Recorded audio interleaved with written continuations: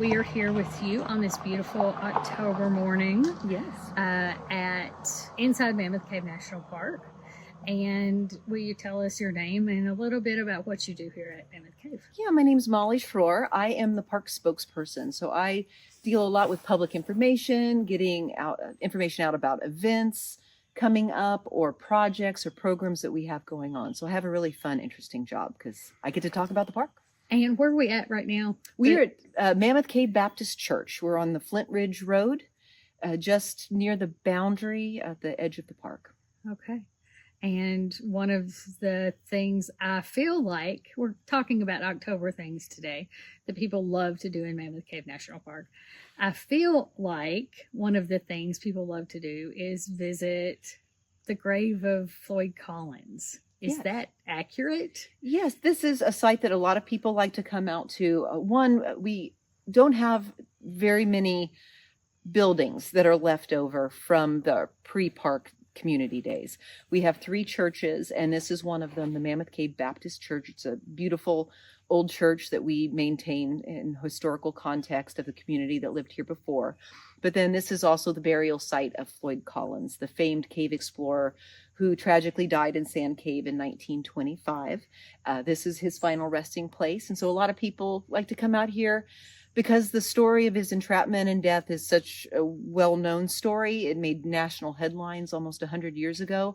And it's a way for people to come out and kind of pay their respect to the famous caver that Floyd Collins is known to be. He was so tenacious, right? And yes, the story of what happened with Floyd after he died, when you mentioned this is his final resting place, but he was in the cave that he owned, that his family then owned for a while after his death. Is that correct as well? Yes. Floyd's had this tragic death and rescue efforts that they did, but sadly Floyd's story didn't end when he died in Sand Cave. His first internment spot was technically Sand Cave, but then after a few months the family decided they wanted to bury him on their land, so they went back into Sand Cave and were able to retrieve Floyd and buried them on their family's property, which is not too far from this area, which is now in Mammoth Cave. He was buried there until that land sold to a developer who wanted to take over the touring of Crystal Cave. That was Floyd's show cave. And that is just a short distance from where we are right now as well, right? It's not too far to get to Crystal Cave, where Floyd's homestead is. We actually have hiked back there. Yeah. It's such an interesting road to go down. Mm-hmm. I feel like it gives off very October vibes with a little bit of a swamp off to the side. Not really technically swamp, but a little marshland, like off to the side on the right as you're going in. And then there's the house and the ticket office and for the cave entrance. Yeah, and those are the buildings themselves are also really neat. They're this light shade of green that you don't see anymore. It's the historic color, and those are some more of those historic buildings that we maintain in the park. So a lot of people go out there and hike. It's a beautiful hike through the woods. It's quiet because we don't have traffic going out there. Exactly. So that's a really nice place to go. It is. But Floyd was then interred there, and once this person bought up the land because he was going to begin touring Crystal Cave, he decided that he was going to bring Floyd up and put him on display in Crystal Cave for people to see. It was a way to draw people to Crystal Cave, get them to his attraction, make some more money. So Floyd was on display in Crystal Cave for many years. Wow. He was in there until they decided they did not want him on display anymore and brought him up, and then he got buried here. Floyd's story is really going to be celebrated at the beginning of 2025, correct? Or commemorated. Yes. At the beginning of 2025, because it will be the 100-year anniversary of his entrapment. Yes. And so, more on that in the future, hopefully. Yes. We have Floyd Collins experts that I think I would recommend talking with because they know the history and they know the impact of his death. It's kind of hard when looking at this event of how do you commemorate somebody dying. It was a tragic event. It definitely drew the attention of the nation to this area was a catalyst for the creation of the national park, and also had implications for media. It was one of the first sensationalist journalism in the country known at that time. The word across the nation was spread, and people were following the Floyd Collins story. And so journalism changed a little bit from that historic event. Mm-hmm. It's the rise of radio, right? Rise of radio, and just I was gonna ask it. Were there actually radio broadcasts of things that were going on? They were. I don't know if there were radio broadcasts. I know it was being shared. I know messages were going around the world. People were following the Floyd Collins story and what was happening. It was also an opportunity. Many reporters started reporting things that was, again, what we would call sensational journalism. You know, they talked about Floyd's dog who was waiting patiently in front of the cave, or Floyd's girlfriend who was crying because she, you know, of what was happening to Floyd. Well, Floyd didn't have a dog and Floyd didn't have a girlfriend, but they knew that would sell papers and get people's interest. And so that was one of the first times we've seen that. We all love a good puppy story. Of course. Or, you know, but yeah, so that whole story really brings a new light to the just simple phrase, final resting place. I think we, you know, don't really think about situations having happened like that before, when you really, so we're here this morning where Floyd is now at his final resting place. Yes.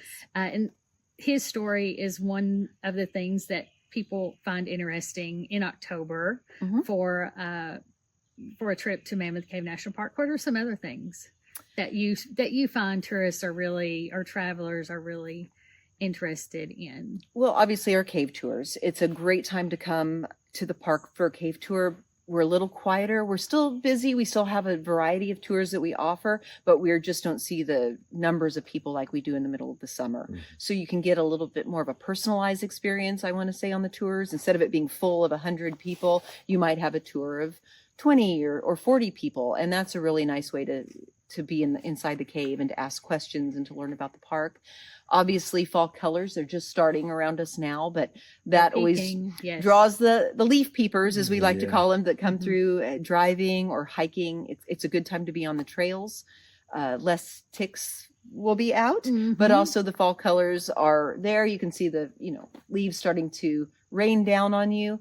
And honestly, as more leaves fall off the trees, the better the views are. You can see that we're not just in this green tunnel of trees, but there's these vistas and hills all around this park that are just hidden throughout the summer. Yeah, we love our hiking here in the winter is actually our favorite time. Yeah, our favorite time of the year is when the leaves are gone, really. Yeah, there's spots I drive in the summer and then I drive it in the wintertime, and I'm just like, I didn't even realize all of that was over there. Well, and the geology of the park is fascinating. So how many acres are there here to explore? We have about 53,000 acres of so many acres. Parkland, so lots of land, and then we have about 85 miles of developed trail, and that's hiking, biking. If you're interested in horseback riding, we have that opportunity on the north side of the park.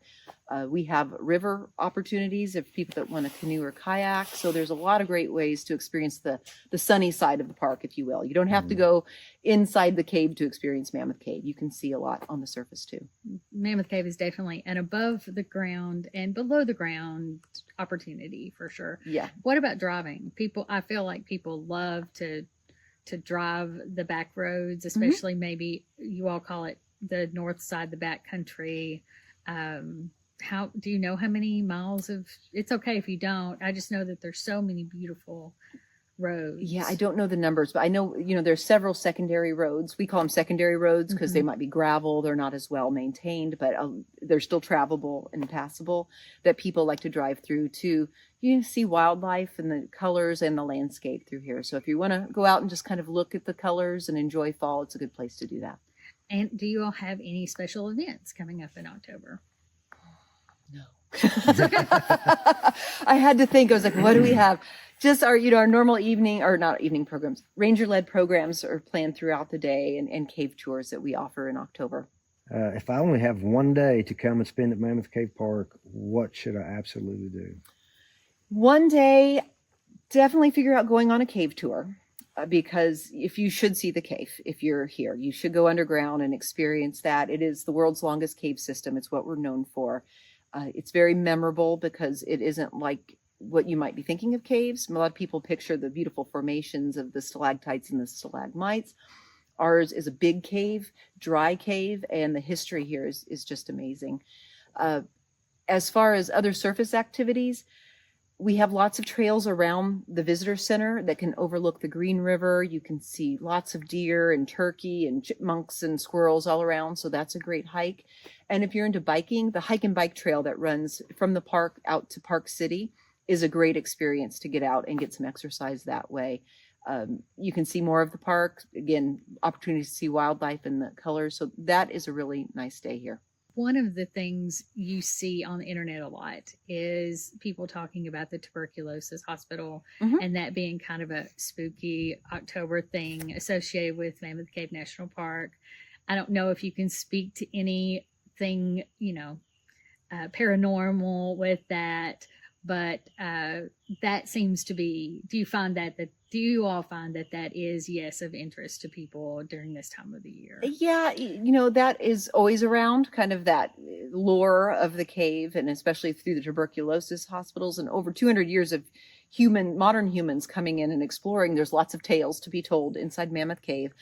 I believe that our guides do tend to hit a little heavier on the creepier stories this time of year, just because people enjoy it. Right. Yeah, the tuberculosis hospital is definitely one that people find fascinating, that we had a place where these tuberculosis patients tried to get better. It was a failed experiment, and there were some deaths down in the cave, and those people are buried above the cave entrance at the old guide cemetery. So you can still visit where they were. But this time of year is a great time to hit on those stories a little bit, and people enjoy those. You all maintain several pre-existing cemeteries throughout the park that were here before you became a national park as well, correct? Yes, they're another evidence of that pre-park community that was here. Over 600 families lived on the park lands before we became a national park. So when they left, their cemeteries remained. We maintain many of them to a degree like you might see behind us, where we mow them, we take, manicure them. Those are the ones that are mainly off the roadways that people continue to visit. But we have dozens and dozens of them in the back country that we still maintain registers for. We get questions from family members of they're looking for a loved one and where are they buried. And actually on our website, there's a database of our cemeteries and who is buried where. So it's a great way to search for descendants of people to figure out where their relatives are in the park. That is so cool. Yeah, excellent. It's a popular question we have of people looking for someone that they've gone through their family tree and they find they're related to. Right. When you're talking about October and you're talking about cemeteries and things like that, that naturally lends itself to questions of ancestry and things like that.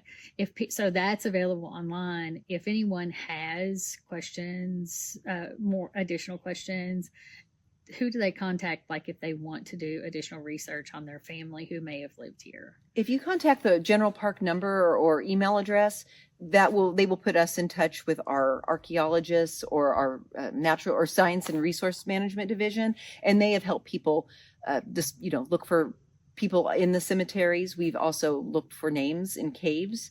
If they've had a story of somebody's ancestor wrote their name somewhere, we have been able to help them locate that name and give them a little context as to why they might be in the cave. That's really cool. I'm glad. That's a great service that you all provide. Yeah, it doesn't happen often, and we don't know all of them, but we have a lot of our names recorded. And if someone brings it up and we are familiar with it, we will do our best to get them to where they can see it. Sure. That's really cool. Well, thank you for taking time to talk with us this morning about October things. You guys, Mammoth Cave National Park. Yeah. We really appreciate it. Yeah, well, thanks for the interest, and it's a great time of year in the fall to come visit the park. So hopefully some people will come out and see what we've got going on. Thank you. Yeah. Thank you.